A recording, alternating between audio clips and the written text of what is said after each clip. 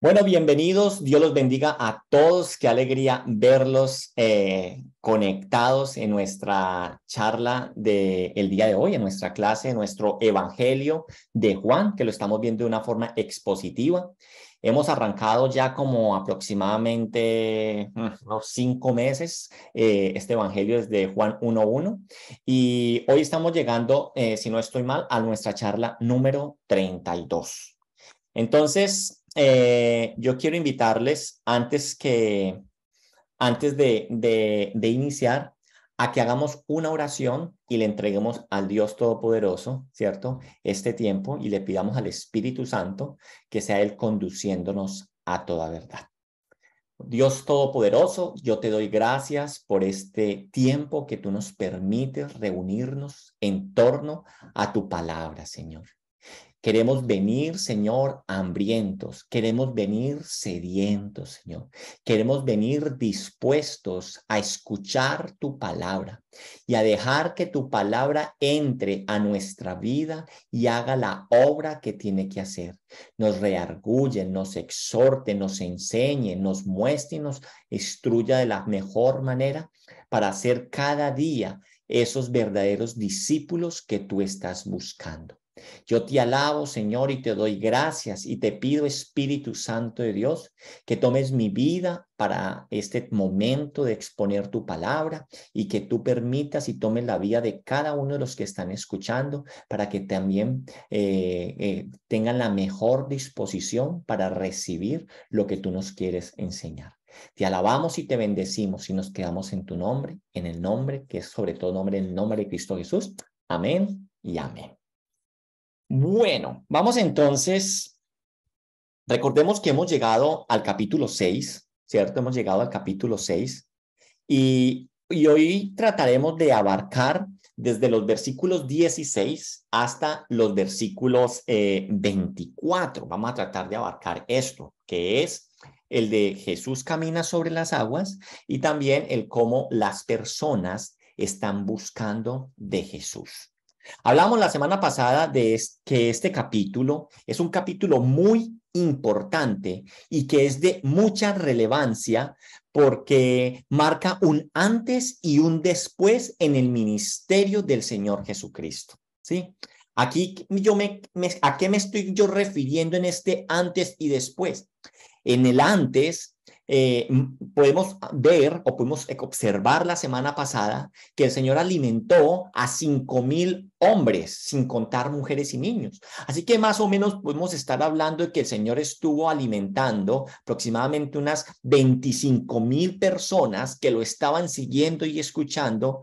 Y también nos dimos cuenta que eran personas en este ante que iban tras obras maravillosas que el Señor Jesús estaba haciendo. Y luego vamos a ver en la importancia de este capítulo 6, también un después que está hacia el final de este capítulo, ¿cierto? Donde solo unos pocos quedan con el Señor Jesús.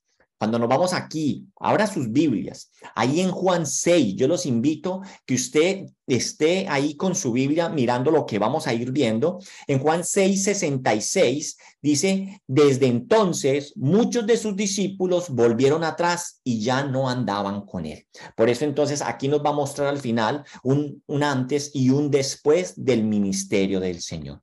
¿Y qué sucedió? Lo que sucedió es que el Señor va a mostrar qué tipo de Mesías era y cuál era el camino que deben de caminar, y valga la redundancia, los verdaderos discípulos del Señor. Y es justo en esta enseñanza donde Él revela qué tipo de Mesías es y qué camino usted y yo como discípulos tenemos que caminar, que trajo desilusión a la gran mayoría, pues no era lo que ellos esperaban y tomaron la decisión de desertar. Así que si usted y yo podemos ver de pronto este tema, el mejor capítulo, el mejor nombre que le podemos colocar a este capítulo podría ser los verdaderos y los falsos discípulos del Señor Jesucristo, por lo que estamos diciendo. La semana anterior entonces estudiamos desde el versículo 1 y estuvimos abarcando hasta el versículo 15. Y este capítulo Es un capítulo muy confrontante en la vida del verdadero creyente, en los cuales el evangelista nos narra que es un evento de gran importancia lo que está narrando en esos primeros 15 versículos que vimos la vez pasada, la alimentación de los 5,000, tanto que es una de las dos enseñanzas que aparecen en los 4 evangelios que nosotros tenemos en nuestra Biblia. Está la señal de la resurrección y está la alimentación de los 5,000, que realmente eran más de 2,000 personas, y es por eso entonces la importancia de ese suceso que estuvimos nosotros hablando. La importancia simbólica que este evento tiene, de lo cual estamos nosotros hablando, en lo cual el Señor estaba alimentando y predicando, está inmerso, por un lado, ¿cierto? Porque tenemos que recordar que el versículo 4 de Juan 6 nos está diciendo que se acercaba la fiesta de la Pascua, ¿sí? Y en el cual en la fiesta de la Pascua, los judíos, el pueblo judío celebraba, ¿qué celebraba? La liberación del yugo del pueblo egipcio. Así que cada vez que se celebraba la Pascua, ¿sí? Así que cada vez que se celebraba la Pascua, esta fiesta, había toda una expectativa, había un ambiente, ¿cierto? Siempre que se celebraba, había una expectativa política porque se hallaban en ese instante en la misma situación que estuvieron allí en Egipto bajo el yugo de los egipcios, pero ahorita estaban subyugados por otro imperio extranjero que eran el Imperio Romano. Pero además entonces de que se acercaba la Pascua y que estamos diciendo que había una expectativa de un ambiente en torno a esto, además de esto, también al celebrar la Pascua, en la Pascua, la figura de Moisés, que fue el líder que los condujo para salir de Egipto, que era el libertador, se resaltaba inmensamente. Y todo el pueblo estaba siempre en la expectativa de lo que Moisés les dijo, lo que Moisés les había hablado a ellos. Y si usted me acompaña a Deuteronomio 18, se va a Deuteronomio 18, en el versículo 15, váyase a Deuteronomio 18, versículo 15, y dice: profeta de en medio de ti, de tus hermanos, como yo te levantará Jehová tu Dios, a él oirás. Dese un brinquito al versículo 18. Profeta les levantaré de en medio de sus hermanos, como tú, y pondré mis palabras en su boca, y él les hablará todo lo que yo les mandaré. Y aquellos hombres que el Señor alimentó, viendo las señales que Jesús había hecho, dar de comer al pueblo de una manera tan maravillosa, llegaron a esta correcta conclusión. ¿Y cuál fue la correcta conclusión que estas personas dieron? La vimos en el versículo 14 en Juan 6, y dice: aquellos hombres entonces, viendo las señales de que Jesús había hecho, dijeron: óigalo, verdaderamente es el profeta que había de venir al mundo. O sea, ese profeta que había anunciado Moisés. Ahora bien, pero ellos hicieron una correcta conclusión, pero ahora bien, hay un pero. El anhelo que ellos tenían es que este profeta que vendría cumplía la misma función que Moisés cumplió, librarlos del yugo del imperio extranjero, es decir, librarlos del yugo extranjero. Pero Jesús sí era un libertador, pero de un yugo más atroz que un yugo extranjero, terminamos diciendo. El yugo de las consecuencias del pecado. A eso verdaderamente vino Jesucristo. Él vino a romper el yugo que hay en nosotros, que el pecado tiene en nosotros, fruto, ¿cierto?, de esa separación que nos tuvo el hombre allí en el Edén.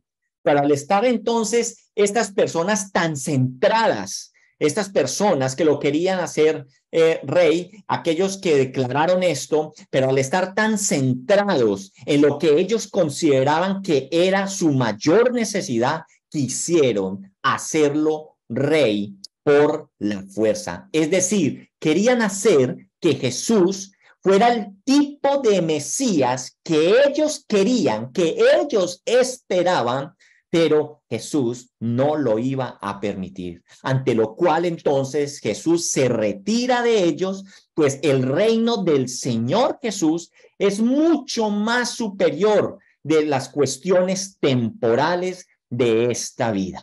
Juan 6:15 nos dijo, pero entendiendo Jesús que iban a venir para apoderarse de él y hacerle rey, volvió a retirarse al monte él solo. Ahora bien, la pregunta que surge en este instante es, ¿qué va a hacer Jesús ante esta gran expectativa que tienen sus seguidores? ¿Qué va a hacer Jesús? Lo quieren hacer rey. Reconocen que él es el profeta que habían de venir, pero tienen unas expectativas. ¿Qué va a hacer Jesús ante estas expectativas? Y lo vamos a ver.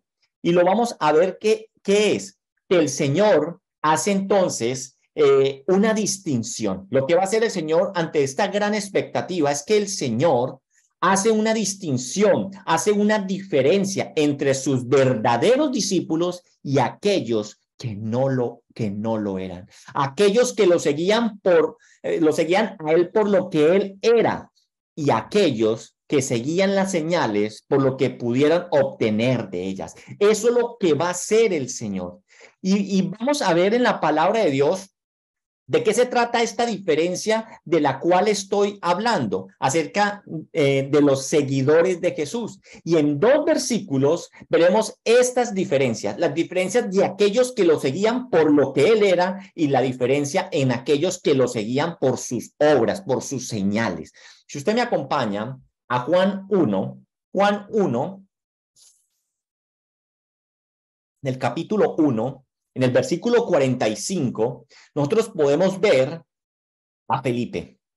A ese Felipe, ¿cierto? Que le habló el Señor antecitos, aquí en este capítulo. Y dice en el versículo 45, Felipe halló a Natanael y le dijo, hemos hallado a aquel de quien escribió Moisés en la ley, así como los profetas, a Jesús, el hijo de José de Nazaret. Felipe le expresa a Natanael por qué él estaba siguiendo a Jesús y lo invita a Natanael, ven, acompáñanos. Hemos encontrado al que habla la escritura, al que profetizaron los profetas, a Jesús, el Cristo, el Mesías. Así que aquí nos muestra el Señor esos 2 tipos de discípulos. El primero, Felipe, que lo seguía por lo que él era, pero lo vimos en el capítulo 6, en el versículo 2, que dice el otro tipo de personas que lo seguían, las multitudes, las grandes multitudes, porque dice, porque veían las señales que él hacía en los enfermos y las multitudes le seguían. Versículo 2 de este capítulo 6. Ahora entonces, ante esta definición, usted y yo nos tenemos que preguntar en el día de hoy, ¿qué clase de discípulos somos nosotros? ¿Yo estoy siguiendo a Jesús por lo que él es? ¿O yo estoy siguiendo a Jesús por las señales? ¿Estoy siguiendo a Jesús para obtener algo de él? ¿Cuál es la motivación suya para buscar de Jesús, para ir a la iglesia, para que lo prospere, para que lo bendiga, para que le dé algo, o verdaderamente como Felipe, solamente por lo que él es verdaderamente en su esencia? Pues yo les quiero decir aquí algo, ¿cierto? Si usted está aquí escuchando, si usted hace parte de esta iglesia o esta congregación de Living Stones, nuestro compromiso con el Señor es de ser la opción que dijimos que lo sigue por lo que Él es. Como iglesia nos queremos comprometer delante del Señor a no patrocinar esa pantomima de milagros como lo vemos a veces en la televisión o que se ven en otras iglesias que promueven hacer una noche de milagros o vigilias de sanación o profecías al oído o hechos llamativos que muchos otros proclaman, que mueven multitudes, pero que la verdad, esas multitudes son movidas por las señales, pero no verdaderamente por lo que Él es. Nosotros como iglesia y delante del Señor le pedimos, ayúdanos a poder nosotros como iglesia llevar a personas a que te sigan a ti por lo que tú verdaderamente es. Y ese es el compromiso de nosotros como iglesia. Empecemos entonces el estudio del día de hoy. Versículo 16 y 17. Dice, hasta ahí entonces estamos claros, ¿sí o no? El versículo 16 y 17 dice, al anochecer descendieron sus discípulos al mar y entrando en una barca iban cruzando el mar hacia Capernaum. Y estaba ya oscuro y Jesús no había venido a ellos. El versículo anterior nos ha dicho el evangelista que el Señor, al conocer las intenciones de la gran masa de hacerlo rey por la fuerza, él se había retirado y se había ido solo. Y aquí encontramos entonces también a los discípulos que también se estaban yendo, pero se estaban yendo sin el Señor, porque el Señor dice el versículo anterior que él se había retirado. ¿Por qué? ¿Por qué esta situación? Pues Marcos nos dice el por qué los discípulos están yendo. Marcos nos va a dar a nosotros un mayor panorama. Mateo y Marcos nos van a dar a nosotros un mayor panorama. Si usted me acompaña primeramente a Mateo 14, 22. Mateo 14, 22 nos dice, enseguida Jesús hizo sus discípulos entrar en la barca e ir delante de él a la otra ribera, entre tanto que él se despedía a la multitud. Entonces, tanto Mateo como Marcos nos dice que fue Jesús quien les ordenó a sus discípulos irse de ese lugar. Lo acabamos de leer. ¿Por qué? Y este por qué es muy importante. Es muy importante porque lo que va a acontecer de ahora en adelante en torno a la relación de Jesús con sus verdaderos discípulos va a ser muy diferente con respecto a aquellos que tenían una relación de interés con él, pues lo buscaban solo para saber qué podían recibir de él. Entonces, Jesús va a empezar a marcar una diferencia de aquí en adelante. Y si somos conscientes, los evangelios nos enseñan eso. Nos enseñan una distinción entre la verdad que reciben los discípulos del Señor, ¿cierto? De aquellos que no lo son. Y si usted se va a Mateo 13, los versículos 10 al 16, ¿sí? Nos van a decir a nosotros, nos va a mostrar a nosotros esa diferencia. Dice, entonces, acercándose los discípulos, le dijeron, ¿por qué les hablas por parábolas? Él respondiendo les dijo, porque a vosotros os es dado saber los misterios del reino de los cielos, mas a ellos no les es dado. Porque a cualquiera que tiene se le dará y tendrán más, pero el que no tiene, aún lo que tiene, le será quitado. Por eso les hablo por parábolas, porque viendo no ven y oyendo no oyen ni entienden, de manera que se cumple en ellos la profecía de Isaías que dijo, de oídos oiréis y no entenderéis, y viendo veréis y no percibiréis, porque el corazón de este pueblo se ha engrosado y con los oídos oyen pesadamente y han cerrado sus ojos para que no vean con los ojos y oigan con los oídos y con el corazón entiendan y se conviertan y yo los sané. Versículo 16. Pero bienaventurado vosotros, vuestros ojos, porque ven y vuestros oídos, porque oyen. Y hay otro versículo que también nos habla de lo mismo. Mateo 11. En Mateo 11 dice que en el versículo 25 al 27 dice, en aquel tiempo, respondiendo Jesús, dijo, te alabo, Padre, Señor del cielo y de la tierra, porque escondiste estas cosas de los sabios y de los entendidos y las revelaste a los niños. Tremendo lo que dice ahí, versículo 16. Sí, Padre, porque a ti te agradó. Todas las cosas me fueron entregadas por mi Padre y nadie conoce al Hijo sino el Padre. Y ni al Padre conoce alguno sino el Hijo y aquel a quien el Hijo lo quiera revelar. Así que aquí ya se está marcando entonces una división entre los verdaderos discípulos que van a recibir una verdad muy diferente a la que reciben aquellas personas que no lo son. Lo que ahora vivirán sus verdaderos discípulos en torno a la relación con él era algo que la gran masa de seguidores no podía recibir, porque lo seguían por lo que él porque no lo seguían por lo que él era. Sí, sino pensando en sí mismo en qué beneficio podrían sacar de ellos. Eso es lo que nosotros tenemos que entender. ¿Yo por qué sigo al Señor? ¿Por sacar un beneficio o por lo que Él es? Muchos entonces en esta noche nos podemos estar preguntando qué fue lo que recibieron sus discípulos, qué es lo que estamos hablando aquí. Que ellos iban a recibir algo muy especial que los otros no recibieron, pero entonces, ¿qué era lo que recibieron estos otros discípulos que no recibieron los que no lo seguían por lo que él era?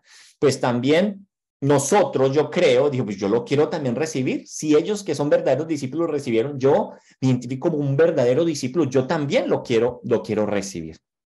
Ok, vamos entonces a ver. Sus discípulos, ojo con esto, sus discípulos recibieron una mayor revelación en torno a lo que él era, ¿sí o no? Ellos recibieron una mayor revelación en torno a lo que él era. Y lo vamos a ver en los siguientes versículos. ¿Y cómo la recibieron? El cómo es a través de una tribulación, de un momento de terror en el transcurso de la vida. Miremos lo que nos dicen los siguientes versículos.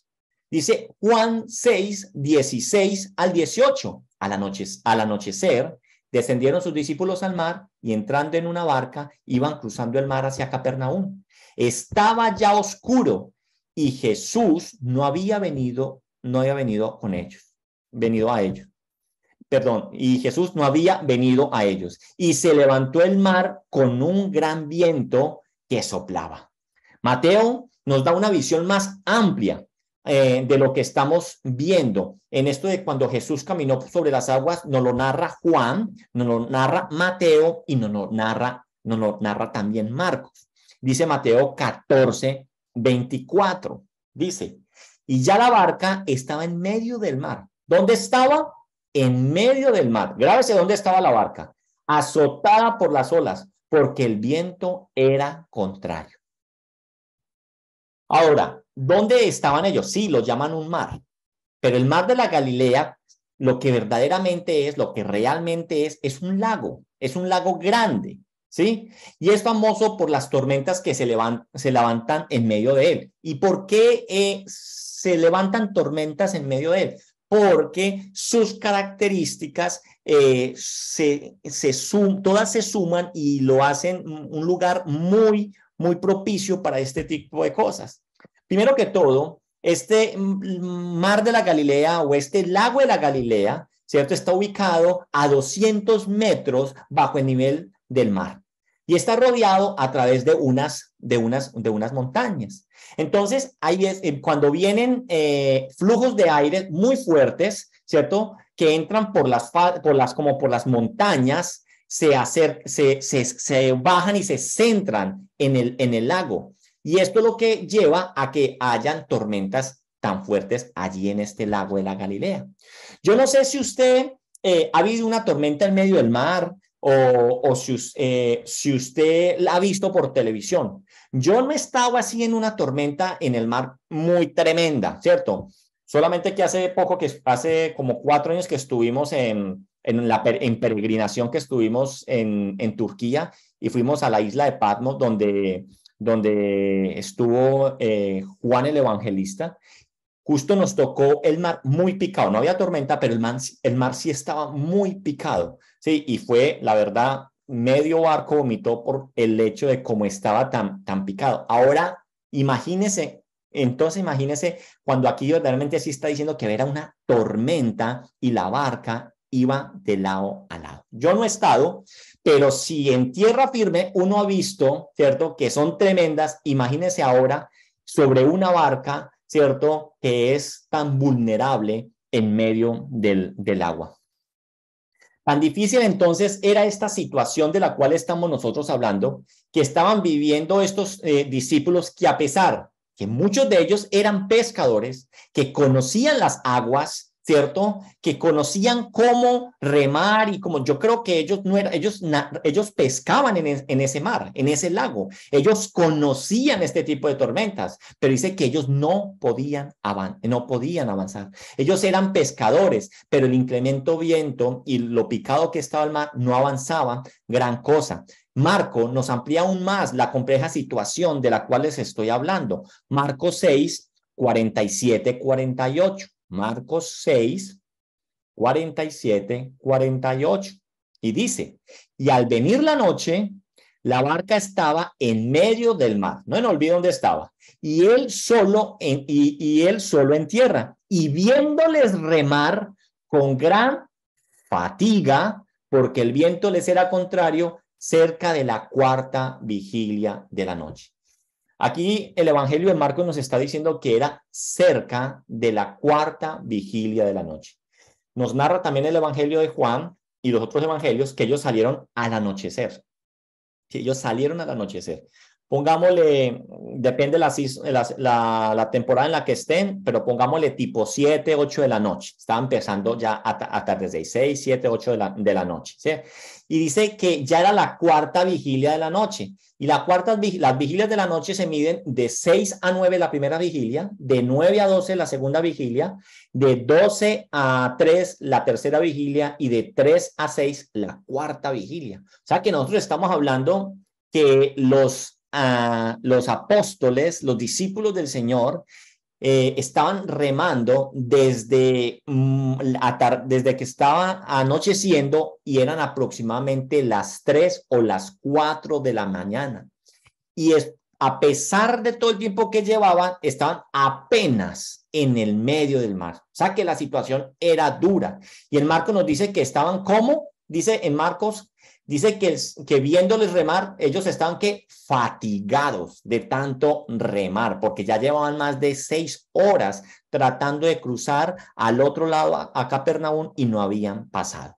Así que entonces, la verdad, en una situación muy difícil que estaban viviendo los discípulos. No solo que no podían avanzar, sino que la barca se estaba moviendo, era muy estable, tenían una tormenta. Y ojo con algo. Hemos visto anteriormente que fue el mismo Señor quien les ordena irse al otro lado del mar de la Galilea sin él. El Señor les dio la orden. Sí, la pregunta es, ¿sabía el Señor de antemano que esto iba a suceder? Pues claro que sí, la respuesta es sí. El Señor es todopoderoso, tiene todo conocimiento porque Él es omnisciente. Entonces, o sea que el Señor los mandó pues en esa barca para que perecieran allá en medio de la tormenta. Sí, el Señor los dejó ahí. Pero para sumarles a este momento difícil que ellos están viviendo, aún viene uno más terrorífico, ¿sí? Aún más terrorífico. A pesar de la tormenta, entonces ellos empiezan a ver una figura humana en medio de las grandes olas del agua salpicando, ven una figura humana caminando sobre las aguas. Versículo 19 dice, cuando habían remado como 25 o 30 estadios, que aproximadamente son 5 o 6 kilómetros, eso representa esa distancia, vieron a Jesús que andaba sobre el mar y se acercaba a la barca y tuvieron miedo. A ver, ahora, acá nos dice que era Jesús el que venía, pero ellos no sabían que era Jesús, porque si usted se va a Marcos 6, 48 y 49, dice, y viéndoles remar con gran fatiga, porque el viento les era contrario, cerca de la cuarta vigilia de la noche, vino a ellos andando sobre el agua y quería adelantarse. 49. Viendo ellos andar sobre el mar, pensaron, yo no dije, no, viene Jesús, no, pensaron que era un fantasma y gritaron porque todos le veían y se turbaron. ¿Nos podemos imaginar esa escena? Tormenta, no avanzan, las olas, agua para allá, agua para acá y para colmo, una figura humana caminando sobre las aguas que se les está arrimando. A este grupo de hombres dicen que estaban gritando, lo acabamos de leer, un grupo de hombres rudos, un grupo de hombres pescadores, ¿cierto? Porque yo me imagino a estos discípulos, uno se los imagina fornidos, ¿cierto? Uno a Pedro nunca lo muestran por ahí flaco,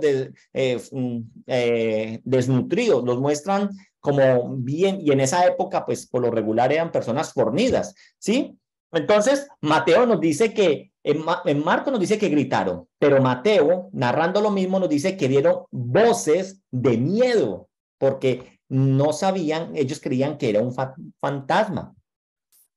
Es que la situación, el viento fuerte, las grandes olas y una figura humana acercándose, que caminaba sobre las aguas, no era para menos, ¿cierto? Lo que ellos estaban en, mejor dicho, en estupor, completo. Y la pregunta que surge es, ¿por qué el Señor permitió que todo esto le pasara a ellos? No, pues que estos eran los que sí verdaderamente lo creían en Él por lo que Él era. Eso le hubiera pasado a los que no, a los que lo buscaban solamente por comida, como una lección. Dice, podría uno pensar en su humanidad. ¿Por qué el Señor les hace vivir esto a sus discípulos, a los verdaderos discípulos? ¿Por qué?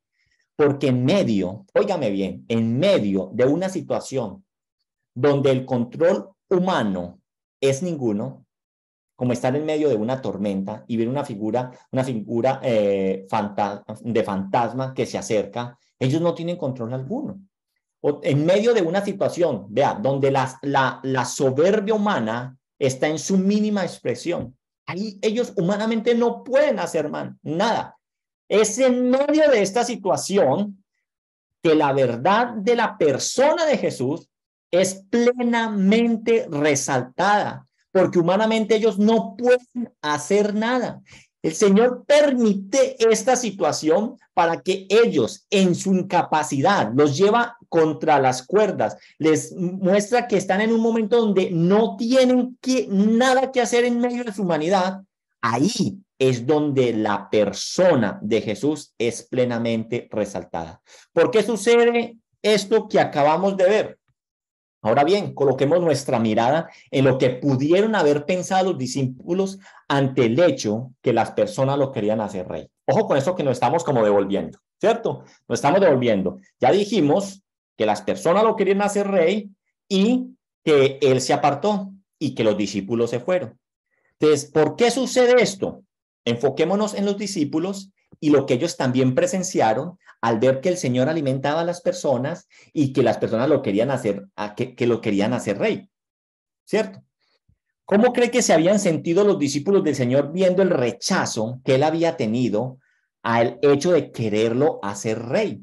Porque ellos aún tenían el concepto mesiánico de un libertador, igual que los demás lo tenían. Es más, muchos de ellos sin duda se debieron de haber sentido confundidos, porque ellos dijeron, pues este hombre que viene hablando de que el reino de los cielos se ha acercado, ahora se presenta la oportunidad de poderlo hacer rey y ahora es que no quiere, ¿sí? Entonces, ellos estaban como que, ¿y ahora este qué? O sea, se presenta, o sea, se echó de para atrás, o sea que todo lo que viene diciendo es mentiras, ¿sí? O sea que ellos muy posiblemente se pudieron haber encontrado también confrontados con el hecho de cuando estas personas lo querían hacer rey. Ellos estaban confundidos.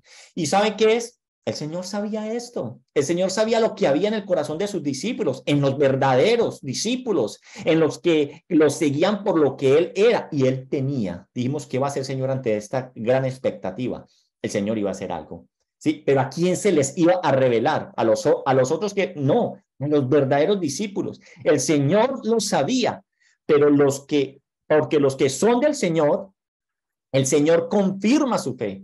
El Señor confirma su fe, el Señor confirma su confianza. Si ven entonces lo que les decía yo anteriormente, los que son verdaderamente del Señor A esos el Señor afirma su fe, su confianza, porque la fe es un regalo, la fe es un don que viene de Dios. Si usted me acompaña a Filipenses 1, vámonos a Filipenses 1, por favor. Filipenses 1:29 dice, porque a vosotros os es concedido a causa de Cristo, no solo que creáis en él, sino también que padezcáis por él, lo que dice el versículo aquí. Creer, confiar, tener fe en el Señor es una concesión, es un regalo, es un don que nos está diciendo aquí la palabra de Dios, pues por nuestra naturaleza caída no surge de forma natural. ¿Sí me copiaron eso que les dije? El creer, el confiar, el tener fe en el Señor es una concesión, es un regalo, es un don de Dios, pues por nuestra propia naturaleza caída no surge de forma natural. Y el Señor Jesús a los suyos les iba a confirmar que Él no necesitaba que lo colocaran como rey, no necesitaba que lo colocaran a la fuerza como rey de algo. Él ya era un rey, pero no un rey terrenal que giraba en torno a lo material, como las grandes multitudes lo querían central. Él era el rey del universo y con este acontecimiento el Señor les está mostrando a los suyos, diga, no se sientan confundidos. Yo soy rey, no de lo terrenal. Yo soy el rey del universo, el rey de la creación, un rey que controla lo incontrolable, un rey que controla la naturaleza, pues yo soy el creador. Esto es lo que el Señor les está diciendo con este acto que está aconteciendo. Y óigame bien, en la palabra del Señor, nunca se le ha prometido al pueblo ser librado de la aflicción. Más bien, lo que se ha prometido es que en medio de la aflicción, Él está con nosotros. Él nunca nos ha prometido ser librados de la aflicción. O sea, soy cristiano, no hay aflicciones. No, soy cristiano, pueden haber aflicciones y yo estoy contigo en medio de las aflicciones. Y miremos unos ejemplos que están en la misma palabra de Dios. Si usted me acompaña y leemos el libro de Daniel, no vamos a ir a los versículos porque nos extendemos mucho, pero nos vamos a acordar de las historias. Los amigos de Daniel, ¿se acuerdan de los amigos de Daniel? Aquellos que fueron tirados al horno del fuego. Los amigos de Daniel no fueron librados del horno de fuego. O sea, el Señor no impidió que ellos fueran al horno de fuego, pero en el horno de fuego el Señor estaba con ellos. Y aún el mismo Daniel no fue librado del pozo de los leones, sino que dentro del pozo, en el pozo, el Señor también estaba con él. ¿Se acuerda cuando se acercan y le preguntan, Daniel, ¿vives? ¿Cierto? Y él dice que sí vive, porque el Señor vino y cerró la boca de estos leones. Y si usted y yo nos vamos a David, a uno de los salmos más maravillosos, que es el Salmo 23, que dice que la palabra de Dios, que Dios nos libra del valle de sombras de muerte. ¿Sí? Pero dice que cuando lo estamos atravesando, el valle de sombras de muerte, Él estará con nosotros. Él no nos está diciendo que no vamos a atravesar el valle de sombras. Él dice que Él estará con nosotros cuando lo estemos atravesando. Entendamos algo. A los cristianos no se nos dice que seremos librados de la aflicción, pero sí se nos promete que la aflicción y las diferentes situaciones de la vida nos ayudarán para bien según el propósito que Dios tiene con nuestra existencia, hacernos como sus hijos. Ese es el propósito. Las situaciones que nos suceden es para que se forme el propósito que Dios tiene con nuestra existencia, que es hacernos como su hijo. Acompáñenme a Romanos 8. Váyase a Romanos 8. En Romanos 8, este es el Romanos 8:28 que todo el mundo repite, que a los que aman a Dios todas las cosas les salen para bien, ¿sí o no? Y dice el versículo 28, y sabemos que a los que aman a Dios todas las cosas le ayudan a bien. Esto es a los que conforme a su propósito, oiga, son llamados. 29, porque a los que antes conoció, también los predestinó para que fuesen hechos conforme a la imagen de su Hijo, para que Él sea el primogénito entre muchos hermanos. Entonces, ¿cuál es el propósito de Dios en nuestra vida? Hacernos como sus hijos, habiéndonos predestinado para que fuésemos hechos conforme a su imagen. Romanos 8, 35 y 39. Dice, ¿quién nos separará del amor de Cristo? ¿Tribulación o angustia o persecución o hambre o desnudez o peligro o espada? Como está escrito, por causa de ti somos muertos todo el tiempo. Somos contados como ovejas de matadero. 37. Antes, en todas estas cosas, somos más que vencedores por medio de aquel que nos amó. 38. Por lo cual estoy seguro de que ni la muerte, ni la vida, ni ángeles, ni principados, ni potestades, ni lo presente, ni lo porvenir, ni lo alto, ni lo profundo, ni ninguna cosa creada nos podrá separar del amor de Dios que es en Cristo Jesús nuestro Señor. Eso es lo que el Señor nos está diciendo. Sigamos entonces, versículo 19 al 20 otra vez. Cuando habían remado como 25 o 30 estadios, vinieron a Jesús, estadios, vieron a Jesús que andaba sobre el mar y se acercaba a la barca y tuvieron miedo. Mas él les dijo, yo soy, no temáis. Los otros dos evangelios que nos narran este evento, Mateo y Marcos, nos dice que el Señor les dijo, tened ánimo, yo soy, no temáis. Juan resalta una frase que se convierte en un indicador claro de lo que el Señor está haciendo aquí. Juan resalta, yo soy, ¿cierto? Y para Juan, esta expresión tiene un claro propósito. El yo soy muestra la deidad del Señor, que la está mostrando desde Juan 1:1. El yo soy tiene ese claro propósito, mostrar la deidad del Señor Jesucristo. Porque esta frase, esta palabra es el nombre con el cual el Dios Todopoderoso se reveló al pueblo. Y aquí el Señor se está revelando de una forma más profunda. ¿A quién? A los suyos. Está diciendo, aquel del cual se habló en Éxodo, ese soy yo, no teman, ese soy yo. Ese es lo que el Señor les está diciendo. Éxodo 3, 13, 14. Éxodo 3, 13, 14. Dice, dijo Moisés a Dios, he aquí que llego yo a los hijos de Israel y les digo, el Dios de vuestros padres me ha enviado a vosotros. Si ellos me preguntaren cuál es su nombre, ¿qué le responderé? Y respondió Dios a Moisés, yo soy el que soy. Y dijo, así dirás a los hijos de Israel, yo soy, me envió a vosotros.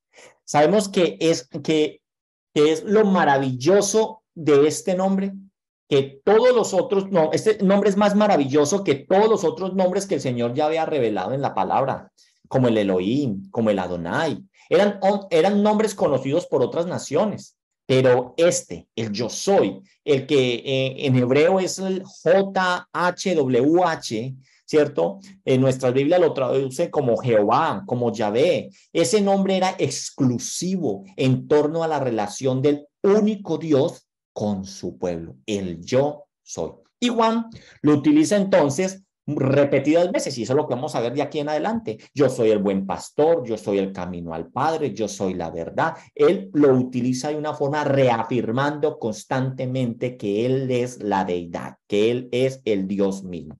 Volviendo entonces al capítulo 6, en medio de esta situación aterradora que el Señor se revela a sus discípulos como el Dios Todopoderoso, y esto confirma y afirma la fe de ellos. Eso es lo que Él está diciendo. No se preocupen. Yo soy el Dios el rey del universo. No necesito que nadie me haga el rey, porque yo soy el Dios soy, ¿cierto? Eso es lo que Él les está diciendo. Juan 6:21. Dice, ellos entonces con gusto lo recibieron en la barca, la cual llegó enseguida a tierra a donde iban. Mateo nos narra que Pedro, ¿cierto? Aquí Juan no nos lo está narrando, pero aquí es cuando Pedro dice, Señor, si verdaderamente eres tú, manda que yo vaya a ti, ¿cierto? Mateo nos narra que Pedro le hace la petición de ir a él y Pedro camina sobre las aguas. Pero Juan no enfatiza esto. porque Juan se enfoca en lo que esta señal enseñaba a sus discípulos. Y al subirse en la embarcación, dice la palabra de Dios, nos está hablando a nosotros que recordemos el objetivo del Evangelio de Juan. ¿Se acuerda que lo iniciamos hablando hace 8 días?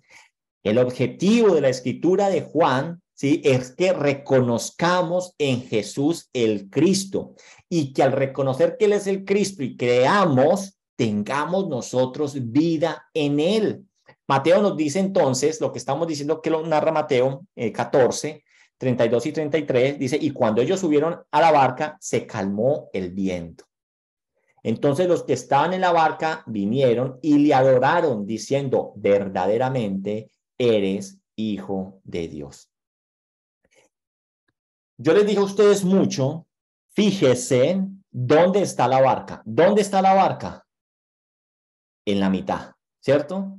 Dice varias veces en los diferentes 3 evangelios, nos narra que el Señor mirándolos, la barca iba en la mitad, que habían recorrido como 5 o 6 kilómetros, sí, como eso. Seamos algo conscientes que nos está diciendo Juan. Juan nos narra, dice que no solo fue la señal que pasó aquí, no es solamente el que Jesús caminó sobre las aguas en medio de la tormenta, sino que también hay otro suceso que a veces lo hemos olvidado. Yo sé que no hemos sido conscientes. Ellos entonces al recibirlo, dice, los cuales lo recibieron en la barca, la cual llegó enseguida a la tierra donde iba. Estaban en medio del mar, ¿cierto? Estaban en medio del mar, pero cuando Jesús se subió en la embarcación, voltearon a ver y ya habían llegado. ¿A dónde? A Capernaum. ¿Sí? Ese es otro suceso que a veces pasa desapercibido porque nos centramos solamente en que él estaba caminando sobre el agua. Lo que hace el Señor entonces con sus discípulos en esto que acaba de acontecer es confirmar la fe, la confianza en él. Y para ello utiliza un recurso que no nos gusta, pero que todos vivimos. Las situaciones difíciles que trae la vida. A ninguno nos gustan las situaciones difíciles. Entendamos que la fe se consolida en el horno de la aflicción. Allí es donde nuestra fe se consolida, porque es en ese horno en donde se quitan las impurezas del tipo de discípulo que nosotros somos. Allí en las aflicciones, sí, allí donde nosotros decimos, de aquí no me queda sino confiar en Dios y verdaderamente dejar que la soberanía de Dios obre sobre nuestra vida. Entonces, la verdad es que no es muy llamativa esta doctrina, no es muy llamativa, ¿cierto? Pero los verdaderos discípulos del Señor saben que en las pruebas y es en las aflicciones donde verdaderamente crece, donde verdaderamente su fe se aviva y verdaderamente donde su fe se fortalece. Eso es lo que hace el Señor con sus verdaderos discípulos, afirmar su fe, porque Él conoce sus corazones. Ahora,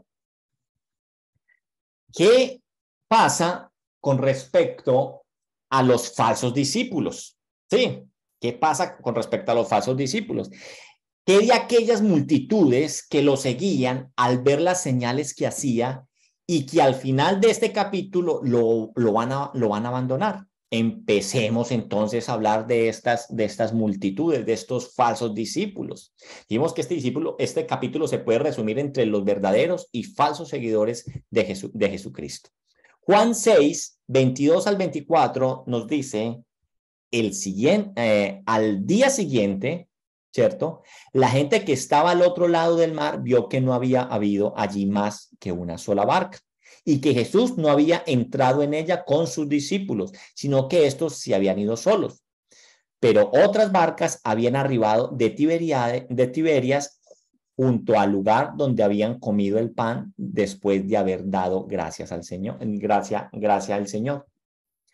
Cuando vio pues la gente que Jesús no estaba allí, ni sus discípulos, entraron en la barca y fueron a Capernaum buscando a Jesús. Hay unas características claras que se ven en los falsos discípulos de Jesús.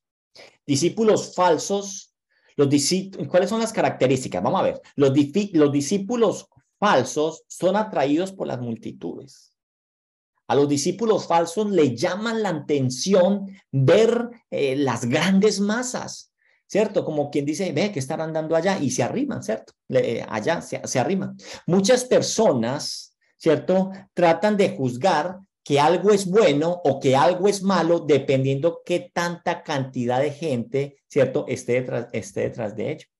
Pero, ¿cierto? Pero en torno a la verdad de la escritura, ¿cierto? Esto no es un parámetro. Esto no es un parámetro. Al mundo puede aplicar, pero en torno a la verdad de la palabra de Dios, esto no es un parámetro. Ah, que si hay multitudes, no, eso no es un parámetro. Pues nunca las grandes multitudes han sido muestra de verdaderos seguidores de Jesucristo.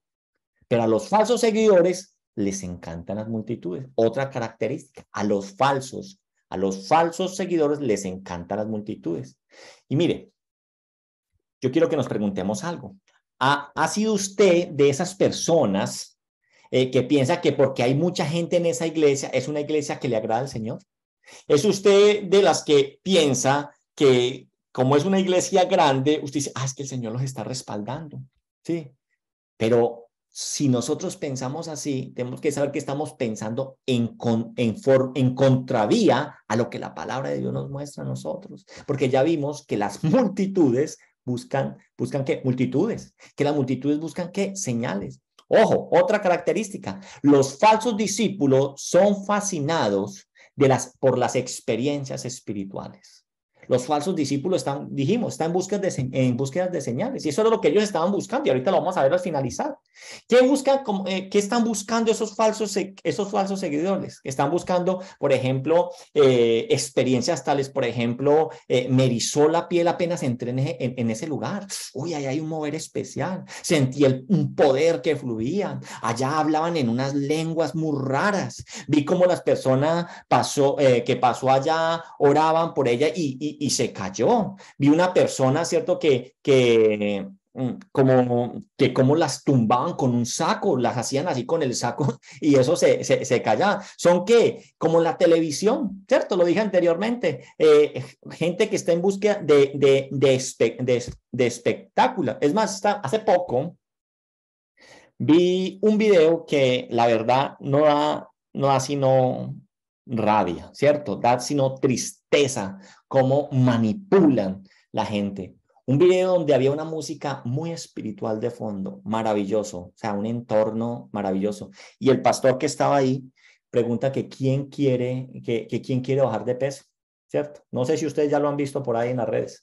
Y empieza el pastor y le pregunta a la persona que si usted quiere adelgazar, y le dice sí, y le dice, ¿usted cree que el Señor puede hacer eso? Y dice sí, y llega y mire lo que dice, sí, porque el que cree todo le es posible. ¿Cómo le parece? Citando Biblia. Y empieza a orar y después dice que bajó 2 tallas. Sí, o sea, y eso es lo que están buscando. Y las personas felices aplaudían y daban gloria a Dios. Literalmente no conocemos a Dios. Cuando pasemos partícipe de Dios es poderoso. Dios puede hacer muchas cosas, pero Dios hoy por hoy no necesita de esas cosas para que usted y yo creamos que Él se está moviendo y que Él es verdadero, ¿cierto? Y ese es el supuesto motor que mueve la fe de estas multitudes. Las sensaciones, las emociones, las multitudes, los falsos discípulos se mueven. Este es el motor, este es el combustible con el cual ellos se mueven. Pero esas supuestas experiencias maravillosas no deben ser nunca el motor de la fe. Jamás pueden ser el motor de la fe. Y algo nos está quedando a nosotros claro en lo que hemos venido estudiando durante todo este Evangelio de Juan. No nos podemos mover por experiencias. Es más, en la palabra de Dios nos llama a que usted y yo tengamos cuidado de este tipo de manifestaciones. Si usted se va a Mateo 7, 22, 23, dice: muchos me dirán en aquel día, Señor, Señor, ¿no profetizamos en tu nombre? Y en tu nombre echamos fuera demonios. Y en tu nombre hicimos muchos milagros. Puros hechos, puros, ¿cierto? Y el que dice, entonces les declaré, nunca os conocí, apartados de mí, hacedores de maldad. Sí, mire lo que el Señor les está diciendo aquí. Y si usted se va conmigo a Segunda de Tesalonicenses 2, 18 al 12. Vamos a acabar. Dice, y entonces, ojo con esto, y se manifestará aquel inicuo a quien el Señor matará con el espíritu de su boca y destruirá con el resplandor de su venida. Inicuo cuyo advenimiento es por obra de Satanás, con gran poder y señales y prodigios mentirosos, versículo 10, y con todo engaño de iniquidad para los que se pierden, por cuanto no recibieron el amor de la verdad para ser salvos.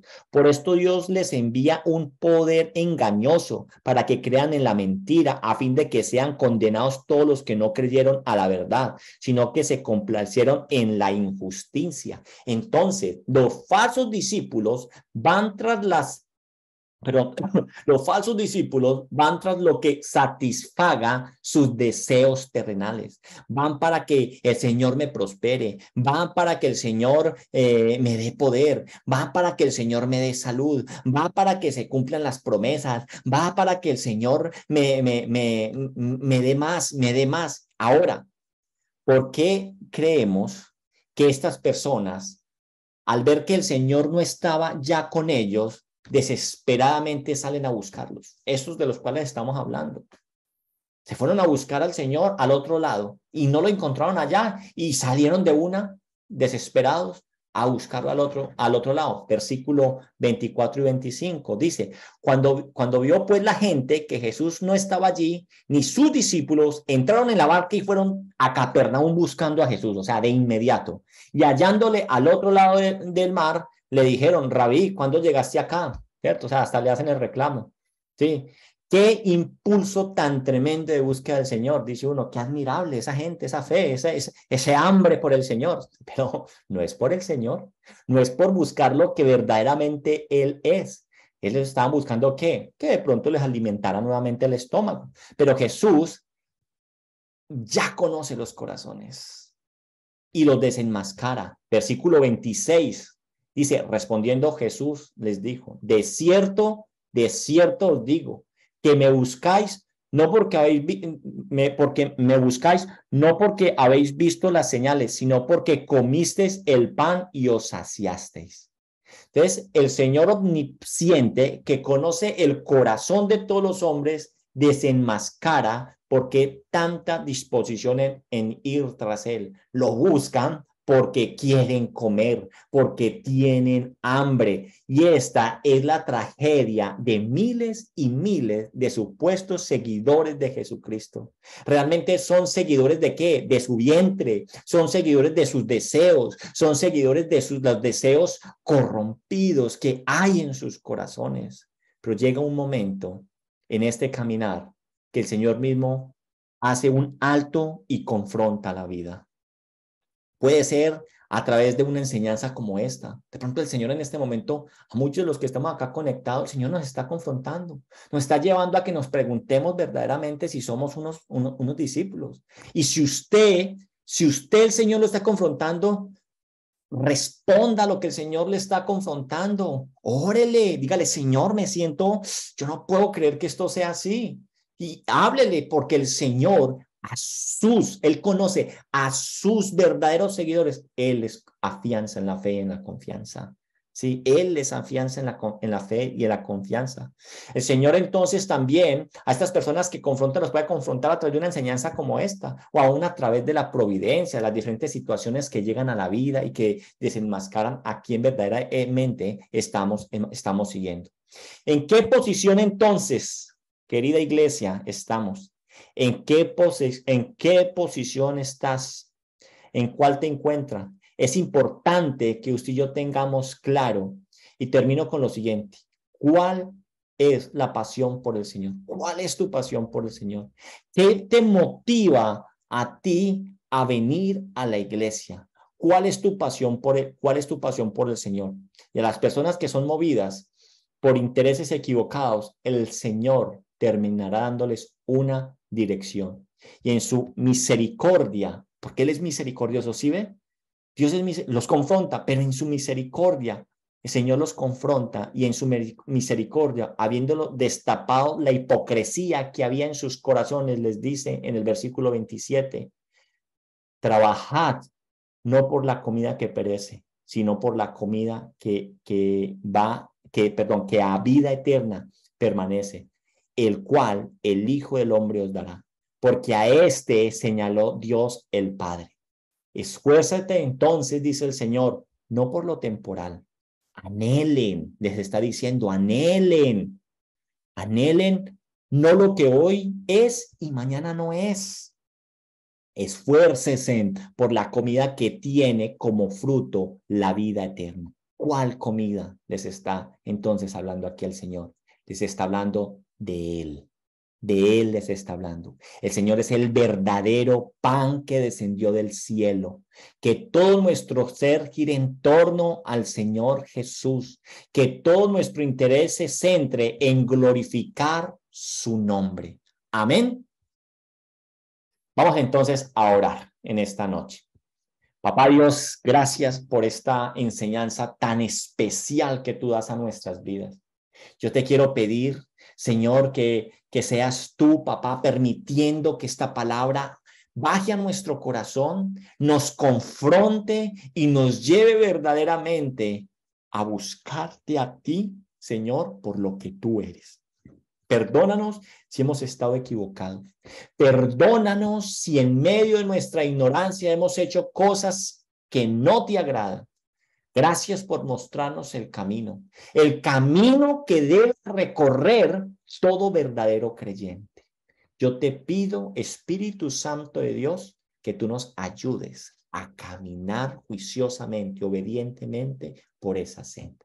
Te alabamos y te bendecimos, Señor, y yo te pido que te quedes con nosotros en el nombre de Cristo Jesús. Amén y amén.